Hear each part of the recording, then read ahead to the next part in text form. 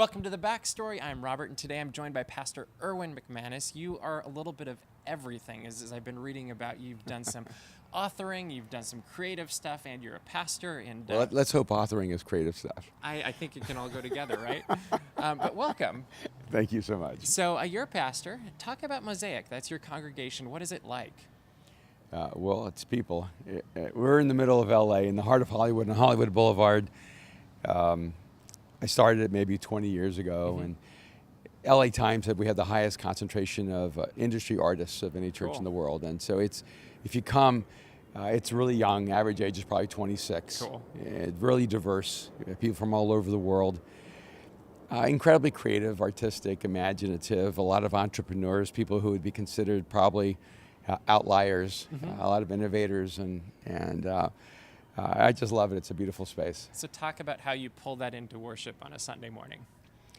Well, I just can't understand how we pull anything into worship without that. Yeah.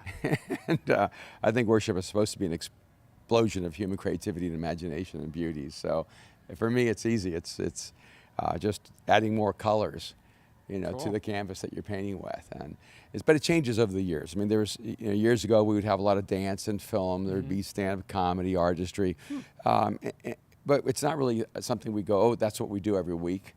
It just kind of comes out. It really depends on what we're trying to communicate. A couple of weeks ago, we did something called the Day of Refuge, and we focused on the refugee crisis in Syria. And we had over 100 Muslims who came to one of our gatherings because we were the first organization to receive Islamic Syrian refugees, and we helped them get housing and jobs and friendships.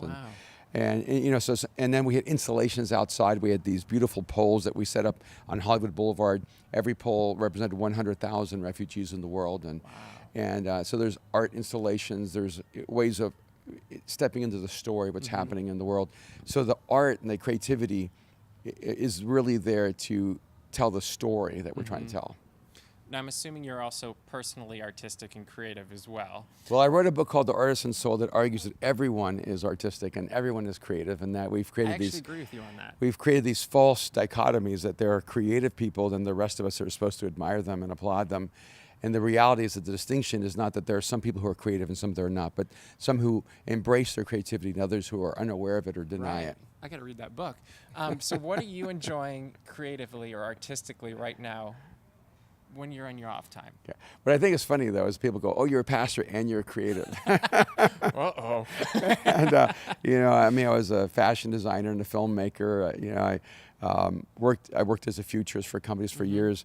And I don't see any environment where human beings evolved as non-creative. Right. I do see that there are non-creative expressions of those things. Okay. I mean, my wife is an educator, and we were around a lot of teachers who were not creative, but we were around a lot of teachers who were incredibly creative. And it's amazing how you can take a math class with a non-creative teacher and hate math the rest of your life, and take a math class with a teacher who brings creativity and imagination and love math. Right. And so part of my mission in life is to make sure that everything humans do is creative. Nice. And when people say, well, are you an artist? And I go, well, I write books, and people will stop and go, oh yeah, I guess that could be artistic. But the reality is a lot of books aren't artistic. They're just transferring information. Yeah, absolutely. But I wouldn't do anything in life that wasn't artistic. And That's so my cool. books, I try to make sure they're poetic and they're beautiful and they're artistic, and the order of the words. I was with my publishing company, and I said, don't change any of my words without asking, because there's a syncope to my words. Nice. The sentences even have a certain number, because there's a rhythm that I want the words to create when a person is reading it. And so really, you're almost bringing music into your books. yeah, creativity and artistry is about the thoughtful process. It can be in any arena of life. So what would you say is the key to innovation? Well, innovation is a different thing, because innovation, a person can be creative without actually innovating. Correct. In fact, many artists spend most of their life looking backwards and trying to create reproductions of what they know. Right. And there are a few artists like Picasso who actually looked forward and created what could only be imagined. Right. And so I came to LA thinking that all artists were innovative, and I actually realized, no, most artists are actually rooted in the past. and it's hard for them to leave that construct. Right. And that's why you have 1,000 artists who replicate Monet, and then you have one Monet. Right. Right. Because when everyone else in class was looking at the works in the Louvre and replicating them, Monet refused, turned around, looked out the window, and began to create what he saw in nature.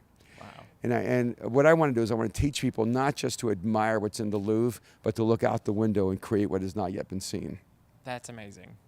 All right, so my final question is, in your books, you use a lot of metaphor with different weapons, I guess is a good way to put it. In my new book, you mean The Last Arrow? Yes. Yes. So this one is my random question of the day, is what is your favorite non-projectile weapon?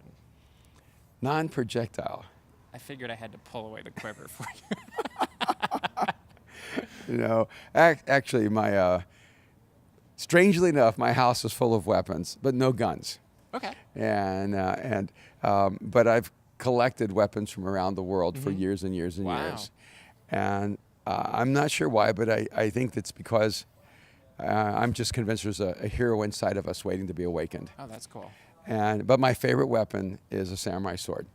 Nice. And years ago, I was in Tokyo. I became a huge student of samurai culture.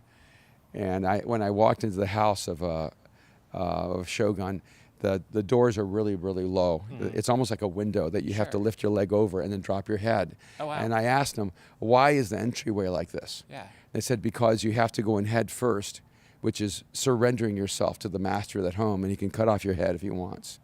Wow. And I thought, wow, this is such a powerful and almost terrifying metaphor. Right. And of the life of surrender. You have to bow your head and say, my life is yours. Right. If I'm going to enter into your house. How cool. So I love the way of the samurai. And The Last Arrow does have imagery of a weapon.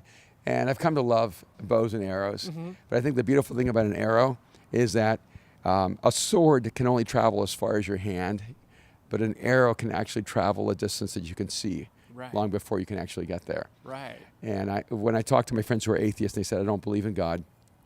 And I said, look, you know how your brain can move faster than your body? Mhm. They'll go, yeah. And I said, well, your soul moves faster than your brain. Yeah. See, a lot of times what happens is your soul starts to believe in God, but your mind hasn't caught up yet. Right. And so in many ways, our soul's like the arrow, and then we eventually catch up to where it's going. How cool. Yeah. Well, thank you for that. Thank you for joining us this morning. Hey, Make thank sure to you. check out Erwin McManus on Hour of Power, and also check out your book and go to Mosaic. I think that'd be a really cool It's called place The to- Last Arrow, Save Nothing for the Next Life. Beautiful. Thank you so much. Hey, thank you.